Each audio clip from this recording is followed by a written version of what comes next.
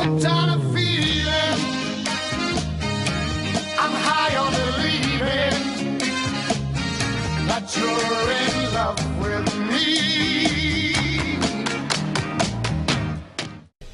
Hello everybody and welcome to another patch for Marvel Heroes 2016. This particular one is 2.04 and it contains some things that a lot of people have been very excited about and some things that we weren't expecting at all. Arguably the most exciting thing is the release of Black Bolt, our newest hero and our first Inhuman playable character. He's pretty interesting. He utilizes energy as his primary resource. Some of his powers increase his energy and others spend it. Somewhat similarly to the way that Venom works with his Ichor and things of that nature. But he's very, very cool, and he's got some interesting powers that involve his voice because that's his Inhuman ability. Other than that, we have some big changes to other heroes. One of the biggest things is we have had some major animation changes that now allow us to cancel certain animations that we weren't allowed to before. As such, to balance it out a little bit, some of the damage has been decreased on several powers. One of the other relatively minor changes is that you may notice that Adam Warlock is no longer here. Instead of being able to purchase tokens from him, we just have to purchase them from the roster window instead, which you open up by T. The next big thing that really changed was the ability of summoners. So previously, summon allies, the turrets for Rocket Raccoon, for example, would get a certain percentage of your total damage, critical hit, all of that kind of stuff. But now, instead, all of that has been replaced with a new affix simply called Summon. And this is a damage type similar to mental or energy or physical or things like that, where it's just a basic tag of Summon. And just like anything else, if we look at our gear, then we will have damage to summon powers, damage rating, whatever it happens to be.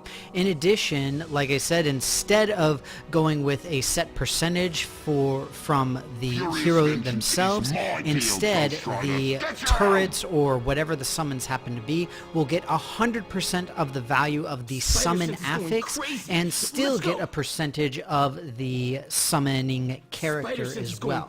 There's a lot of really big changes for it. You can go ahead and read through the patch notes to get the exact details, but those are essentially the base for it. And everything has been reviewed as far as looking at how the summons come up, the timing, the damage, all that kind of thing. But effectively, that's how it's changed with not only the gear, but again also with the powers.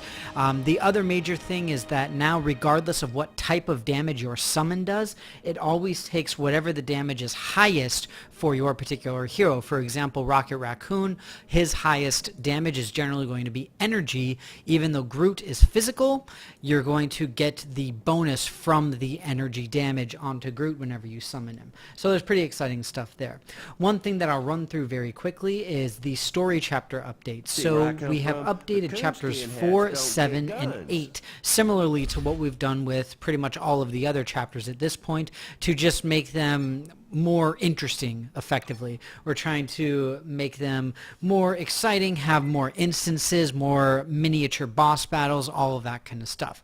So effectively, that's what's been done. They have all been substantially revamped after all of the other ones have.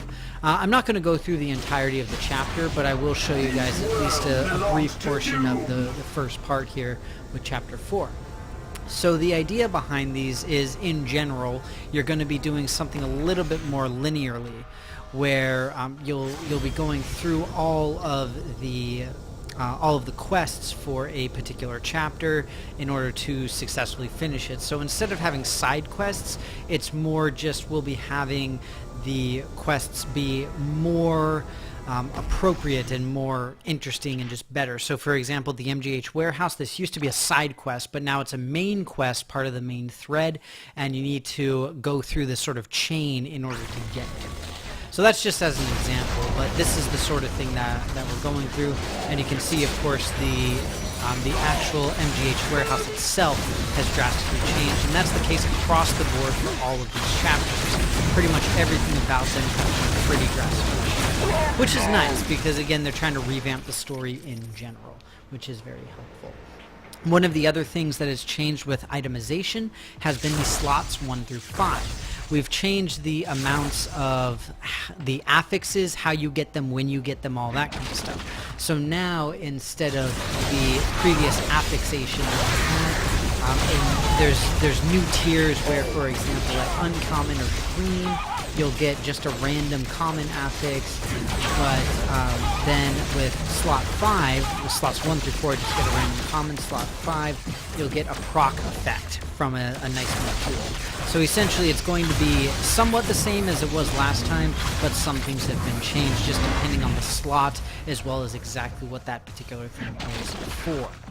So that's that. The other exciting thing is that in Cosmic difficulty now, there's actually a chance for item grade 69 items to drop. Previously, we didn't see that. We only saw up to 66. There have also been some updates to the shield supply drops, where there are some new things that can potentially drop from those, which is always very exciting to see. And there have been a massive number of visual updates. I'll show you pretty briefly in the portrait window at the very least, so you can see two that I have easy access to, and that is Psylocke and Thor. There's a huge list of them that actually occurred, but you can see their Psylocke has been drastically changed with much more detail, a lot more contours, all that good stuff, which is always nice to see.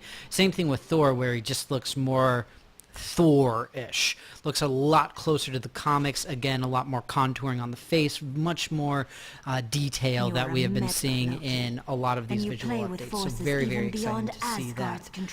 All in all, there's quite a few changes. Again, I encourage you to take a look at the patch notes so you can see exactly what's going on.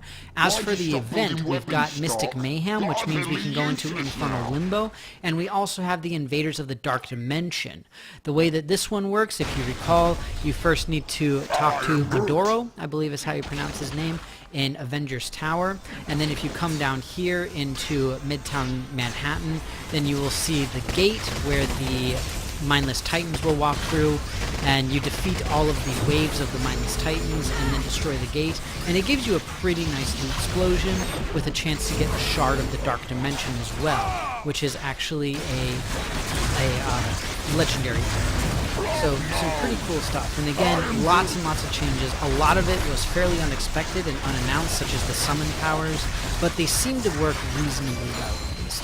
So I'm excited to see them. If you've gotten him, I hope that you have a great deal of fun with Black Bolt.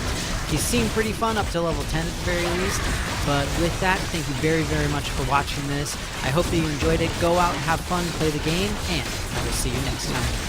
Lips as sweet as candy, its taste is on my mind. Girl, you got me thirsty for another